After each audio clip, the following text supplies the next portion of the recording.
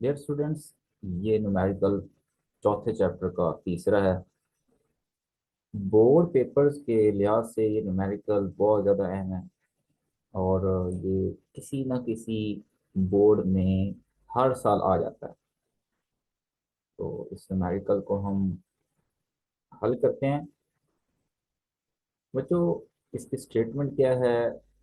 वो कहता है 10 bricks each 6 centimeter thick and mass 1.5 lie flat on a table. How much work is required to stack them one on the top of another? बच्चों, ये कहता है कि हमारे पास 10 ईंटें हैं जिसमें से हर एक की जो थिकनेस है, हाइट क्या लें, 6 सेंटीमीटर है और मास जो है वो हमारे पास 1.5 किलोग्राम है। तो उनको हमने एक के ऊपर दूसरी को जोड़ना है। तो उसके लिए हमें कितना वर्क दरकार होगा? एक बात हमेशा याद रखनी है कि जब भी बुलंदी का जिक्र आएगा तो बच्चों, वर्क जो होगा वो बेसिकली पोटेंशियल एनर्जी के बराबर होगा।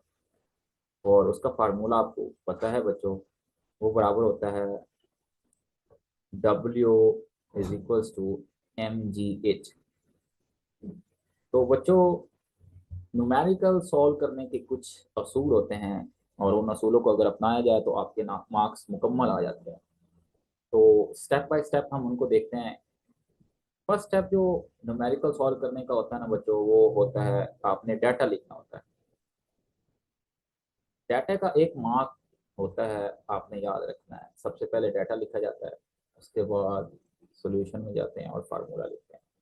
तो बच्चों, हमारे पास डाटा गिवन है और उसने बताया कि मैथ्स हमारे पास है 1.5 किलोग्राम है और हर एक जो ब्रिक है, ईंट है, उसकी जो बुलंदी है, हाइट या मोटाई कह लें, वो हमारे पास 6 सेंटीमीटर है। तो आपने याद रखना है कि जब भी न्यूमेरिकल हल करें तो एक ही सिस्टम ऑफ यूनिट्स में लेकर चलें। मतलब एक ही यूनिट, एक जैसा यूनिट सबका हो, एम कैस या सी जी एस सिस्टम में। तो यहाँ पे हमारे पास 6 सेंटीमीटर है तो हम इसको मीटर में चेंज कर लेते हैं। तो अब हम सोल्यूशन की जाने बढ़ते हैं। तो हम जानते हैं डब्ल्यू बराबर होता है एफ टी, और क्योंकि यहाँ पे बुलंदी है तो एम जी एच होगा।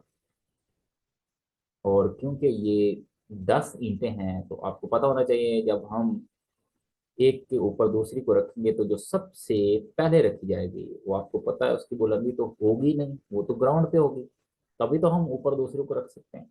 तो उसके लिए हम एच को 0 ले लेंगे और बकिया फिर एच, 2h, 3h और सो ऑन 10 तक हम जाएंगे। तो हमारे पास जो आखिरी बनेगी वो 9h बनेगी, क्योंकि पहली तो आपको पता है वो ग्राउंड पे है और वो 0 के बराबर है। तो बस हमने क्या करना है, हमने फार्मूले में कीमतें दर्ज कर देनी है। पहली के लिए H0 है, दूसरे के लिए H होगी 2h, 3h और सो ऑन 9 तक हम 42 पुट करेंगे।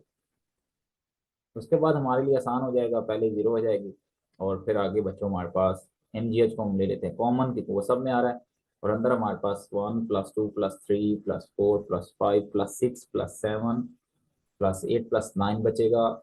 और जब ये सम करते हैं तो ये 45 के बराबर आता है। एम की वैल्यू पुट करते हैं 1.5, जी की 9.8 और एच जो हमारे पास है, थिकनेस या हाइट कह लें, वो हमारे पास बच्चों 0.06 है। तो आपने याद रखना है, जब हम इसको सॉल्व करते हैं तो हमारे पास आंसर आता है 39.6 जॉउल। एक जो अहम चीज होती है, हमेशा न्यूमेरिकल के एंड के ऊपर आपने यूनिट को लिखना होता है। अगर यूनिट को मिस करते हैं तो बच्चों आपने याद रखना, आपके मार्क्स कट सकते हैं। तो जब हम इसको राउंड ऑफ करके लिखते हैं तो हमारे पास डब्ल्यू आएगा, वर्क आएगा जो हमें रिक्वायर है ईंटों को जोड़ने के लिए, वो हमारे पास 40 जॉउल आएगा।